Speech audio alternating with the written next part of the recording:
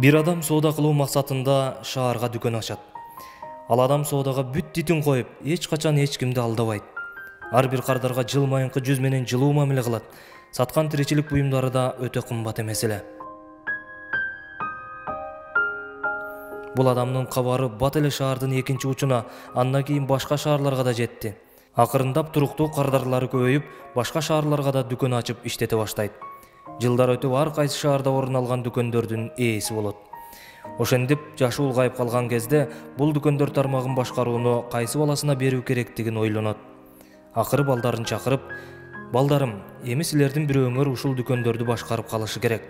Бирок силер ага татыктуу экениңерди көргөзүшүңөр зарыл. Силер 100 сомдон акча алып, ага ушул үйдүн эң чоң бөлмөсүн толтура турган нерсе сатып алышыңар керек. Кечинде кимиңер тапшырманы так аткарып келсеңер, ошонуңар башкаруу укугуна ээ болосуңар" дейт. Балдары бул чечимге макул болушат да жөнөп кетишет. Кечинде атасынын алдына келишет. Биринчи уулу шаардын сыртындагы досунун чарбасына барып, 100 сомго 2 боо саман сатып алганын айтат да, аны алып келип бөлмөгө чача баштайт. 2 боо саман түгөнөт, бирок бөлмөгө толук жетпей калат.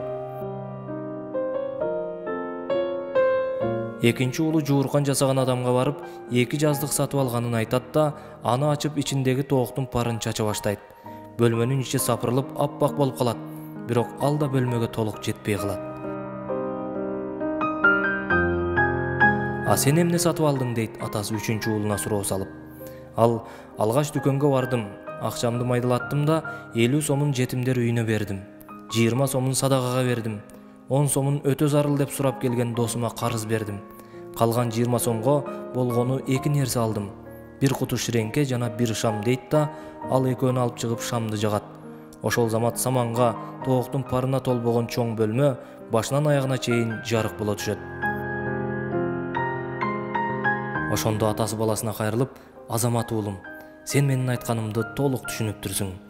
Жашоодо акчаны, аны менен бирге башка нерселерди да максаттуу жана пайдалуу колдоно билүү керек.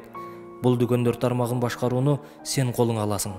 Сен жашооңо жарык чачканды үйрөнүптүрсүң. Бул эң сонун" дейт.